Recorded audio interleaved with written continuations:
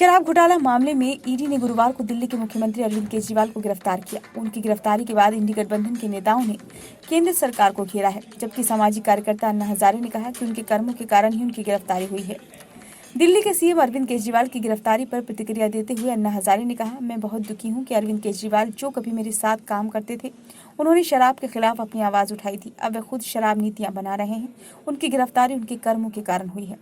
अन्ना हजारे ने मीडिया को बताया कि उन्होंने अरविंद केजरीवाल को इस तरह की नीति लागू नहीं करने की चेतावनी दी थी। उन्होंने कहा, मैंने बोला था कि हमारा काम शराब नीति बनाना नहीं है। एक छोटा बच्चा भी ये जानता है कि शराब बुरी चीज है, लेकिन उन्होंने नीतियां बनाई। उन्हें लगा कि वह इससे ज्यादा पैसे कमा लेंगे, इस वजह से उन्होंने इस नीति को लागू किया। मैंने उन्हें 2 बार चिट्ठी भी लिखी।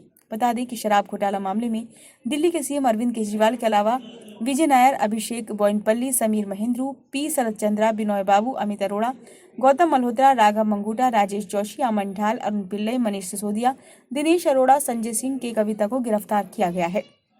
जन लोकपाल बिल आंदोलन के दौरान अन्ना हजारे की कोर टीम में शामिल अरविंद केजरीवाल का नाम जनता के सामने आया था। 2011 में शुरू हुई इस आंदोलन में केजरीवाल एक प्रमुख चेहरा थे, जिन्होंने अन्ना हजारे के साथ मिलकर जन लोकपाल विधेयक को लागू करने की मांग की थी।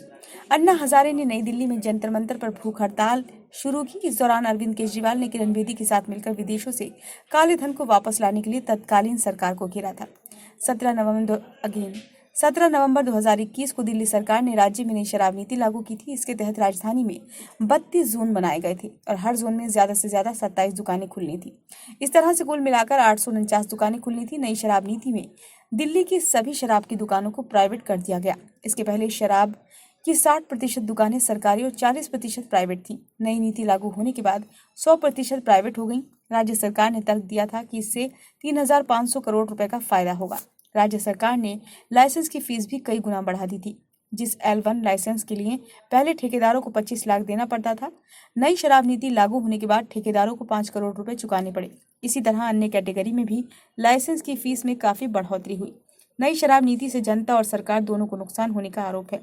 भाजपा ने आरोप लगाया कि इससे बड़े शराब कारोबारियों को फायदा हुआ।